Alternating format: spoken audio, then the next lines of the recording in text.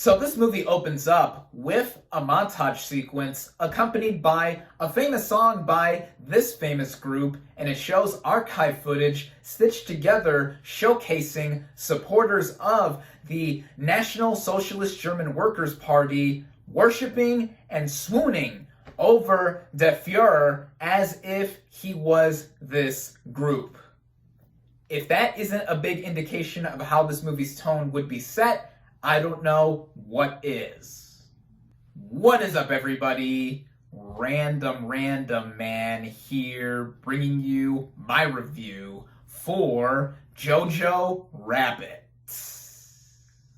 Based on Christine Lunen's novel, Caging Skies, the plot of this satirical black comedy basically follows our title character, played by Roman Griffin Davis, who's a Hitler Youth that discovers that his mother, played by Scarlett Johansson, is hiding a Jew, played by Thomasin McKenzie, in their attic. This causes Jojo to question his beliefs while dealing with the intervention of his imaginary best friend, an idiotic version of Adolf Hitler, played by Taika Waititi. Going into this movie, I was highly anticipating it. Jojo Rabbit just received its nationwide release here in the US this past weekend, though it wasn't wide, as it's playing in about 800 theaters, and I did have to go a little bit out of my way to see it, but nevertheless, I was very much looking forward to this film, especially after its Toronto International Film Festival premiere a couple of months ago, where it ended up winning the top prize there, the People's Choice Award, which has garnered it a bunch of comparison to a different movie of a similar subject matter, Life is Beautiful, which coincidentally won the same prize at TIFF when it premiered there as well.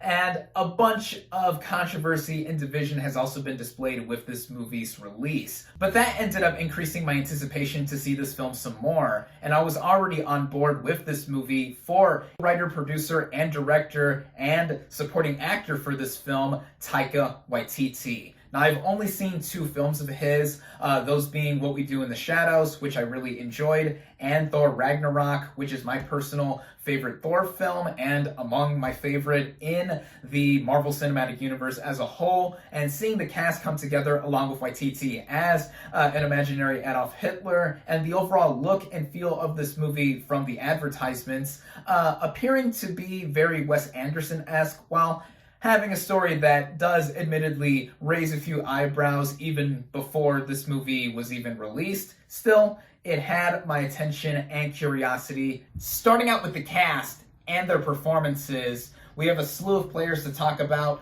starting out with Roman Griffin Davis as her title character, Jojo Rabbit. Now, he gives one of the best child performances that I've seen all year and in quite a while.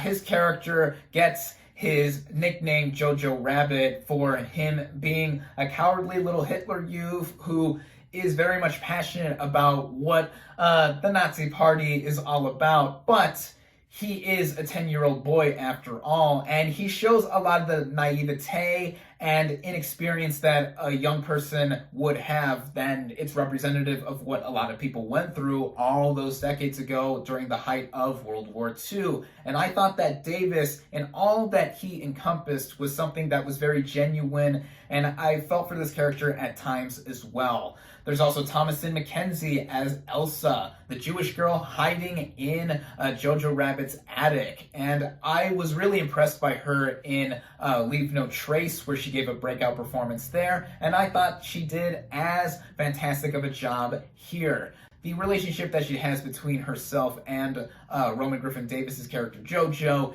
is something that is very interesting. It's one of the more intriguing relationships I've seen in a movie all year, as well as showcasing some connective chemistry between these two, even though they're clearly at odds for what these characters are. There's also Taika Waititi as Adolf Hitler, an imaginary best friend Adolf Hitler to Jojo Rabbit, and he's pulling a lot of duties here on top of being the filmmaker at the helm of this project. And here on camera, as he's shown in some of his own movies I've seen when he is in front of the camera, he is quite humorous, as the rest of the movie is, and it's almost Charlie Chaplin-esque, to where he is mocking someone or something that is representative of a whole culture that is very spiteful. Yet, I think that Waititi does make the character his own, and it's quite ironic and very jokey to see him, a New Zealand filmmaker and actor, playing someone such as this dictator in world history. Other players here include the likes of Rebel Wilson as one of the instructors at the Hitler Youth Camp where Jojo is, Stephen Merchant as a Gestapo agent who looks like he was pulled right out of the first Indiana Jones movie, Raiders of the Lost Ark. He clearly resembles Major Tote there heavily. Alfie Allen, aka Theon Greyjoy from Game of Thrones, playing second in command to the captain, played by Sam Rockwell, who does a superb job here. He has quite a knack for playing some hateful characters as of late, as seen from his Oscar-winning role in 3 Billboards Outside of Ebbing, Missouri. And the 2 remaining players I gotta give mentions to are Archie Yates as Yorkie, the best friend to Jojo, and I thought he was outstanding for the limited screen time that he has, and Scarlett Johansson as Jojo's mom. Now, she deserves a big shout out here because this is among the best work I've seen from her to date. She has very much a supporting role to being somebody who is the supportive mom to somebody who she doesn't necessarily completely agree with, and it's even more emphasized with her hiding Elsa in their attic. And the relationship between Johansson and Davis as their characters, it's among the most heartwarming that I've seen in a movie all year. So I think that just about everyone in the cast here does a great job, but of particular note has to go to Davis, Johansson, Waititi, and Mackenzie. The writing of this film feels very much akin to what Taika Waititi has done in the past, as like I mentioned before, he wrote, produced, and directed this movie.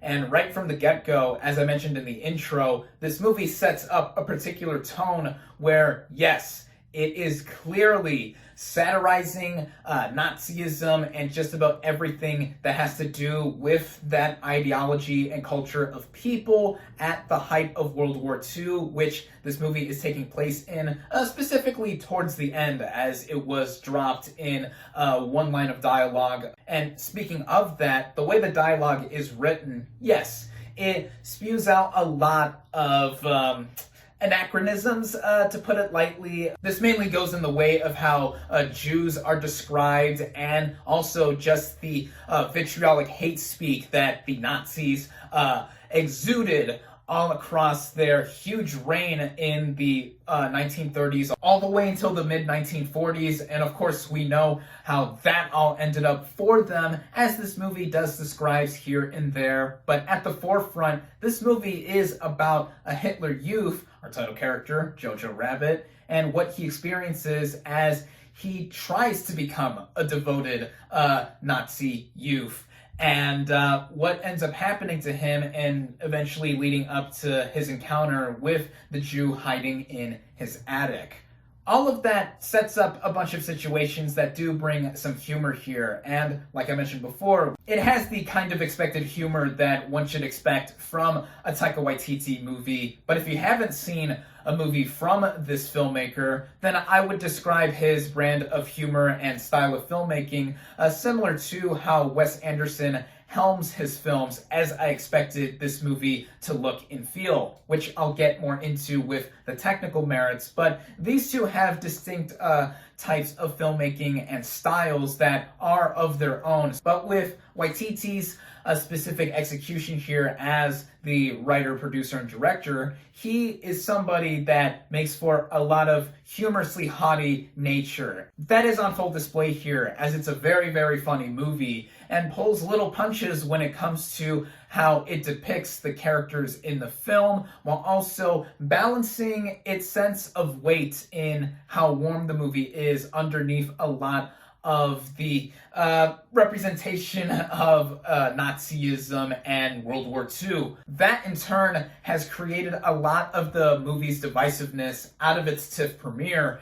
And what I would give the movie big pros for can be interpreted as big cons for some people that go into this movie. But what I think this movie does, similarly to another movie that came out of a film festival premiere, winning a top prize there, Joker out of Venice, what it does similarly to that movie is not promote or glorify what is being shown on screen. With Joker, that's about a man who has clear mental health problems and the grueling environment that he is exposed to and has to live in. And Jojo Rabbit, from the specific perspective we are seeing this movie told from, in the 10-year-old kid at the center of this movie being exposed to all of this and not knowing the entirety of his place. It's not asking you to sympathize with Jojo Rabbit, although you can in one way, whether you think it's twisted or not, but you see how his character grows in turn. And I think that's what Waititi does wonderfully in not just the representation of him and the other characters, but also in how it's all weaved together on a technical scale, which brings me into how this movie looks and feels. And like I mentioned, it is Wes Anderson-esque in a lot of how the frames are composed. A lot of the symmetrical stylings of this film did remind me of that auteur's style of filmmaking, but it's also visually vibrant, and the cinematography is just gorgeous in showcasing the color palette of this movie, which in turn is representative of the costume and production designs, it looking and feeling like a movie set towards the end of World War II. I mean, the fictional German town where Jojo lives looks as if it was pulled out of a children's colorful storybook, if you would, even though, yeah, this is far from a storybook as story. But in going along with more of the technical merits of this movie, the way the music is all incorporated here. The original score is done by the legendary Michael Giacchino, and I thought his musical cues and beats that run along the movie do add on to the emotion and the brisk pace that this movie carries, which runs pretty well at about an hour and 45 minutes. And there's also the use of some popular songs here. As I mentioned in the intro, there is a song by the Fab Four used in the opening montage of this movie, and I think it's quite a choice to use music that wouldn't be created or played until decades after this movie's setting, but I think it's incorporated to a very fitting degree in showing the lighthearted nature of this movie despite what it does tell and encompass, and what this movie is able to do with its very audaciously anomalous look and feel. Which, yeah, it's of course not going to be for everyone, as this past month or so has shown with different reactions to this movie. And as for me, I don't have that much to fault with it, but I will say that sometimes with the movie's representation of our Nazi characters, they were almost cartoonish to a fault in some moments of the film. Some moments I did feel were fitting in the way things were timed and paced. Like, I get it, we aren't supposed to sympathize with these buffoonish, stupid, and idiotic Nazis in general, as one shouldn't in real life as well, but the movie could have eased up on it a bit for the sake of not just the comedy, but the overall flow of the movie, which I still think is well evened out with its running time. It's the similar issue I did have with last year's BlacKkKlansman from Spike Lee, which, mind you, I do love this movie. It was one of my favorite movies of 2018, but the KKK members in this movie, I felt at times were a little bit too cartoonish for their own good. But likewise to BlacKkKlansman as well, Jojo Rabbit is one of my favorite movies of 2019 thus far. I do understand how this movie is something that is not going to click for everyone that does see it. The subject matter and how touchy it is, using a comedic approach to tell a story such as the one Jojo Rabbit tells, yeah, there is trepidation there. But I feel on all of the huge praises that I have with the filmmaking across the performances, writing, directing, all of that in between, this is a movie that I feel is one of the standouts of the year thus far. It literally spits in the face of hate, as it's been touted as an anti-hate satire, which I completely agree with. And this is something that I would even go as far as to say that middle schoolers and up could have benefited from watching if this movie was made earlier on, but given how this movie was made here in the now, going forward, this could be something that is shown to preteens and other young people like them, and take away something from it while learning about the time period. Yes, this movie is a comedy at its core, but that isn't to say that there's something historical in value here to watch for the sake of enhancing the lecture or overall curriculum of this very, very dark period in world history. But I think that's what films like this one do well in showcasing or telling one specific artistic point of view of a certain time period to something that is of the filmmaker's own, and also showing it to an entertaining degree as well. And that is what I feel Jojo Rabbit encompasses. I love this movie. It is one of my favorites of the year thus far. As I already mentioned, I highly recommend it. My final verdict for Jojo Rabbit is 4.5 out of 5 stars.